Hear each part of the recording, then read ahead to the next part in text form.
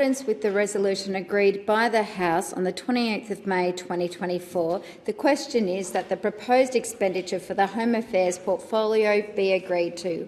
All that opinion say aye. All against, carried.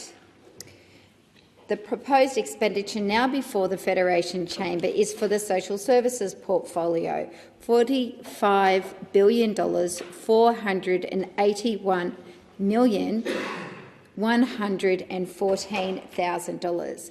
The question is that the proposed expenditure be agreed to, and I call the Assistant Minister. Thank you, Deputy Speaker. And the Albanese Labor government's budget provides real cost of living relief for all Australians, whether it's that tax cut for every taxpayer or the $300 in energy bill relief. We understand that people are doing it tough. And our budget also specifically includes very targeted support for pensioners and for income support recipients. And of course this builds on our previous budgets as well. As I said, we know people are doing it tough and facing those cost of living pressures, and how important it is to deliver these important changes.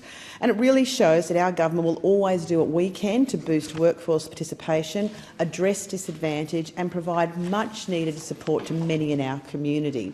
And a few of those issues I did want to outline today. There are many, but I will certainly go through a number of those, particularly when it comes to paid parental leave. We'll be investing $1.1 billion to pay superannuation on government-funded paid parental leave. And this is another step, a really important step towards gender equality, as we know the majority of paid parental leave recipients are women who are more likely to have lower superannuation balances. And we know that paid parental leave is good for families, especially for women, and it's very good for the economy as well. So we are very proud to be delivering on that initiative. Another measure in the budget, the increases in Commonwealth rent assistance. We'll be increasing the maximum rate of Commonwealth rent assistance by a further 10%. With close to 1 million households set to benefit. We know how important that is, and since our government was elected in May 2022, maximum rates of Commonwealth rent assistance have increased by 42% when combined with indexation. Some really important changes to carer payment participation rules, and the budget's really reinforced our commitment to Australia's more than 2 million carers by ensuring if they want to work, study or volunteer, they can do so with flexibility. And we'll be changing the 25-hour per week participation rule for carer payment recipients to allow instead up to 100 hours over a 4-week period, and removing restrictions on studying and volunteering activities. The job seeker payment. So to assist with the cost of living pressures, again for those that are struggling, we're extending the higher rate of job seeker payment to single recipients who have a partial capacity to work up to 14 hours a week. And we know that those on job seeker payments that have been unable to work because of a whole series of impairments or injuries, we know it's a barrier for them to be returning to employment. And, Deputy Speaker, since our government was elected, the rate of job seeker base payment has increased by $120 per fortnight. Another very important measure in this budget, and that is deeming rates, an issue that we all hear about all the time, and the need to make sure we act on that. Well, we are. Our government will be freezing social security deeming rates for a further 12 months to 30th of June 2025. More than 870,000 current income support recipients will benefit, including 450,000 age pensions. That will make a huge difference to them. Now, of course, Deputy Speaker, this budget really importantly delivers on a whole range of women's safety initiatives.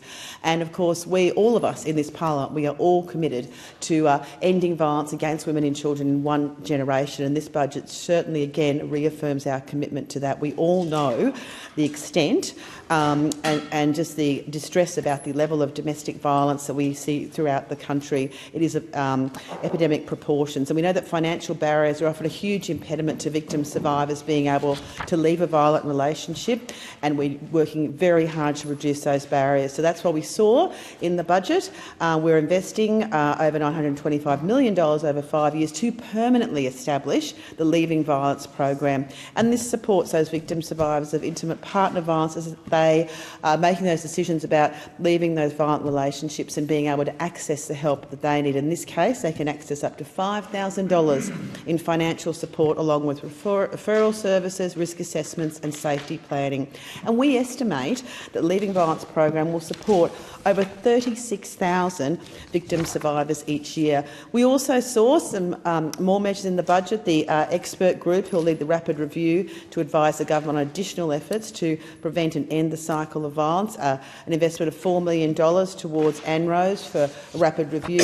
And of course, all of these new measures support all of those aims in the national plan to end violence against women and children. And it brings our total investment to women's safety since coming into government to $3.4 billion, which includes funding for the states for frontline services and more workers as well. And I know that everyone in this House stands with me together in making sure that we eliminate violence against women and children in one generation.